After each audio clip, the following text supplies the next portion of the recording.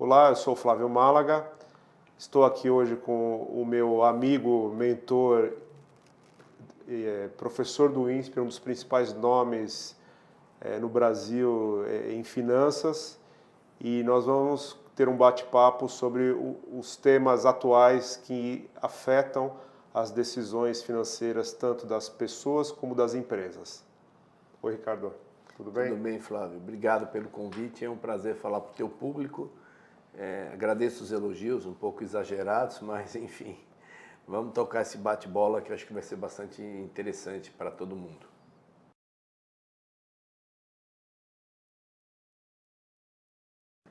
Bom, se a gente for observar assim, a questão econômica de fora para dentro, né?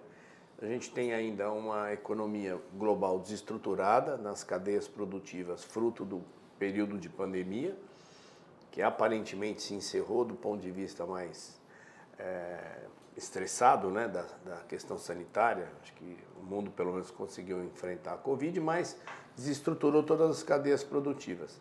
Na sequência, a gente fez um ano de guerra, tem gente que diz que vai pelo menos mais um ano, então nós estamos vivendo um momento internacional do ponto de vista econômico, que é um momento de guerra que a gente não via no mundo desde os anos 40 do século passado. E isso trouxe algumas preocupações, principalmente a questão de inflação, que é algo no mundo inteiro, né? Petróleo subiu, outras commodities, alimentação, e os bancos centrais do mundo inteiro reagiram a essas pressões inflacionárias subindo taxa de juros. Então você tem, na questão macro, um problema sério a enfrentar, que é a inflação e a retomada de uma normalidade nas relações comerciais, empresariais dos países. E na questão micro, obviamente que você, fruto da saída da pandemia com guerra, os países estão em processo de recuperação econômica, muitos deles renda diminuiu, desemprego aumentou, consumo diminuiu. Então, se do ponto de vista micro, afetou muitas empresas, e especialmente no Brasil, o varejo. Então, a gente ainda tem um período de acomodação até que essa poeira provocada pela Covid mais a guerra da Ucrânia desapareça e talvez a gente possa voltar a uma normalidade na questão econômica global. Eu concordo com você e eu vejo também um período de turbulência que a gente vem passando. A gente vinha numa normalidade até antes da pandemia, né? Aí veio a pandemia, rapidamente os mercados caíram e tiveram um boom. Todos os governos com taxas de juros praticamente negativas, então uma massa monetária nas economias, jogou tudo para cima, né? E é uma montanha-russa, tudo foi para cima e agora está todo mundo embaixo e a gente ainda não retomou. Taxas de juros estão subindo, as incertezas macroeconômicas, guerras, problemas nos Estados Unidos, problemas na Europa, cadeias de abastecimento. E no Brasil a gente tem um fator adicional que é um ambiente político ainda incerto.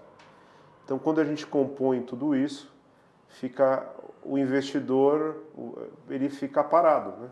Ele está observando e a incerteza hoje é o nome do jogo, né? A gente não consegue fazer previsões de longo prazo. Então é um ambiente de absoluta incerteza, esperando se acomodar, como você falou, essa poeira abaixar. E aí a gente pega, por exemplo, né, vamos lembrar um pouquinho antes, eu brinco muito isso com o público, né, seja alunos ou empresários, um pouquinho antes da Covid de fato virar uma realidade, ela só vai virar uma realidade primeiro trimestre de 2020, já havia algum comentário no final de 19, mas você que é especialista em M&A, imagina que um board aprovou um investimento lá em outubro de 2019, né? E para ele aprovar, alguém mostrou um projeto projetando fluxo de caixa por 5 ou 10 anos. Todas aquelas projeções não aconteceram, porque o mundo mudou de maneira radical. Quer dizer, ninguém consegue prever uma crise dessa magnitude. A gente fala muito de um jeito mais rebuscado, então eu vou falar rebuscado e vou traduzir, a gente fala, até 2019 havia uma propensão marginal a investir alta, ou seja, as pessoas queriam fazer investimento. Dinheiro nunca foi o problema no planeta. Sim. Nos últimos 10 anos. Capitais existem. O que as pessoas querem garimpar são boas ideias. Só que depois da Covid, mais a guerra, essa vontade de investir, alguém pisou no freio, né? E o empresário, para retomar, seja o pequeno, o médio, o grande, o venture capital, os grandes empresários internacionais, eles querem ter mais certeza. E essa certeza vai demorar um pouco. Então você tem um impacto importante.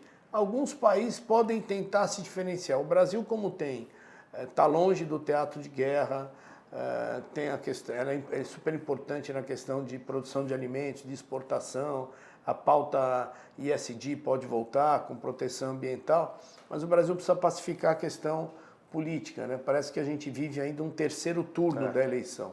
Então, enquanto isso não acontecer, fica complicado. Acho que a gente tem uma possibilidade interessante se fizer a nossa lição de casa, né? Agora, se a guerra se prolongar mais um ano, como muita gente especialista em geopolítica está dizendo, nós vamos ter que ver como é que isso vai fechar. Do lado da Europa está complicado, a nossa pauta não é geopolítica, mas a cada dia você tem um país que não era membro da OTAN se movimentando. Então, na medida que você aumenta a exposição de países da OTAN na fronteira russa, é de se esperar uma reação do Putin. Eu falo que o Putin, se eu fosse colocar o quadro dele na minha sala, era uma interrogação, não sei o que ele pensa. E tem a questão chinesa com Taiwan. Então, há muito tempo no mundo, a gente não tinha uma preocupação tão grande. Parece que o mundo está se formando dois grandes blocos, né? Com Rússia, China e Irã e outros países que estão orbitando, e o outro, que é o Ocidente, e isso está se cristalizando como não se viu desde a Guerra Fria. Então, é incerto o que pode acontecer. Pode, de repente, ter uma bandeira branca e isso acabar, como isso pode, que é a tendência, né? O que a gente está vendo a cada dia, acirrando um pouco mais esse contexto, né?